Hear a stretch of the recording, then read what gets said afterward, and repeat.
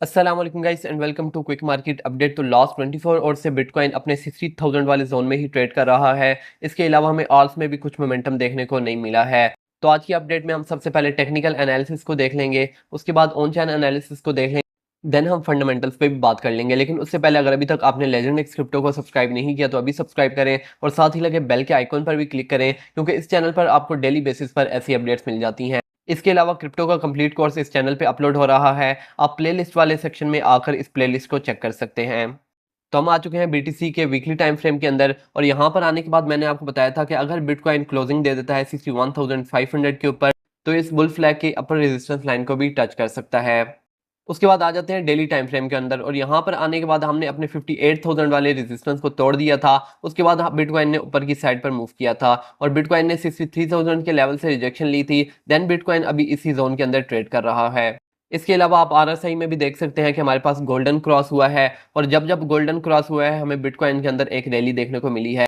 तो आप यहाँ पर भी देख सकते हैं कि जब इस ग्रीन लाइन यानी कि आरएसआई लाइन ने इस रेड लाइन यानी कि सिग्नल लाइन को नीचे की साइड से ऊपर की साइड पर ब्रेकआउट दिया है, तो हमें बिटकॉइन में एक ऊपर की साइड पर रैली देखने को मिली है। और अभी भी आप देख सकते हैं कि इस आरएसआई लाइन ने एक सिग्नल लाइन को ब्रेक कर दिया है। अब हम बिटकॉइन में एक ऊपर की साइड पर मूव देख सकते हैं।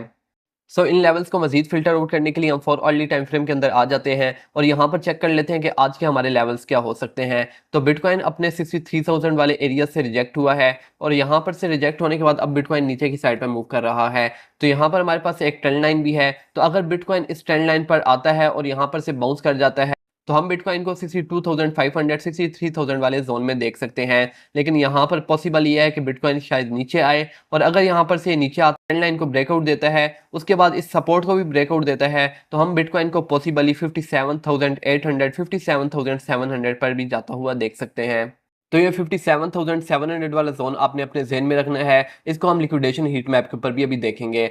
तो इसके अलावा अगर यूएसडीटी डोमिनेंस की बात की जाए, मतलब कि स्टेबल कॉइन्स में कितना पैसा है, यूएसडी वगैरह में कितना पैसा पड़ा हुआ है, और जब भी यूएसडी वगैरह से पैसा निकलता है तो हम बिटकॉइन और आल्ट कॉइन्स में पैसा फ्लो होते हुए देखते हैं, और बिटकॉइन और आल्ट कॉइन्स की प्राइसेस अपसाइड पर मूव करती हैं।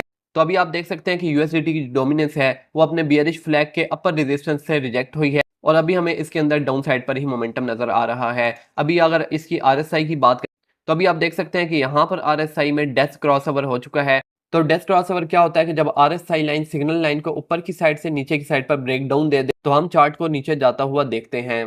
इसके अलावा बिटकॉइन डोमिनेंस की बात की जाए तो बिटकॉइन डोमिनेंस अपने 57.36 वाले रेजिस्टेंस से अभी भी ऊपर है। अगर हमें आल्स में रिकवरी चाहिए तो इसको अपना 57.3 वाला जोन तोड़ना पड़ेगा। उसके बाद बात कर लेते हैं आल्स के मार्केट कैप की कि टोटल आल्स में कितना पैसा है। तो वो उसके लिए हम टोटल 2 का चार्ट देखते हैं, और यहाँ पर आने के बाद आप देख सकते हैं कि ये 902 वाले अपने लेवल से रिजेक्ट हुआ है, और अगर ये यहाँ से ज़्यादा रिजेक्ट होता है तो हम इसको 852 वाले लेवल तक देख सकते हैं। तो अगर ये 852 वाले लेवल पर आता है मार्केट कैप तो आप अपने आल्स में एंट्रीज ले सकते हैं। उसके बाद आ जाते हैं लिक्विडेशन हीट मैप के ऊपर। तो लिक्विडेशन हीट मैप के ऊपर हमें यह पता चलता है कि लोगों के स्टॉप लॉसेस कहाँ पर पड़े हुए हैं, यानी कि उनकी लिक्विडेशंस कहाँ पर पड़ी हुई हैं, और मार्केट लिक्विडेशंस के हिसाब से ही चलती है। जहाँ पर मार्केट को ज़्यादा लिक्विडेशंस नज़र आती हैं मार्केट हमेशा उसी साइड पर मूव करती है।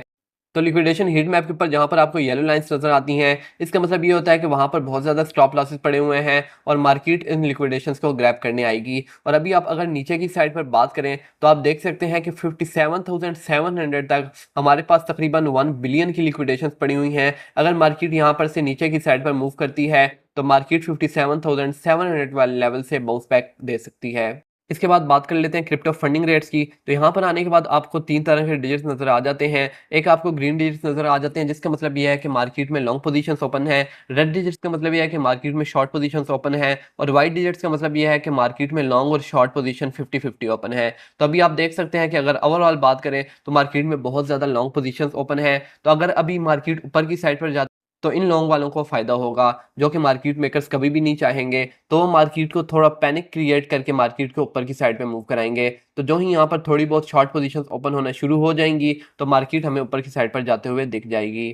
तो ये थी बिटकॉइन की अपडेट। होप सो आपको समझ आ गई होगी। अगर आपका भी कोई क्वेश्चन है तो आप मेरे साथ कमेंट में कर सकते हैं। इसके अलावा अगर अभी तक आपने लेजेंड एक्स क्रिप्टो को सब्सक्राइब नहीं किया तो लाजमी से सब्सक्राइब कर दें, क्योंकि इस चैनल पर आपको डेली बेसिस पर अपडेट्स मिल जाती हैं। इसके अलावा आपने वीडियो को लाइक भी कर देना है, इससे बहुत ज़्यादा मुझे मोटिवेशन मिलती है और मैं आपके लिए ऐसा कंटेंट लाता रहता हूँ। तो मिलते हैं नेक्स्ट अपडेट के साथ, तब तक के लिए दीजिए इजाज़त। अल्लाह हाफिज़।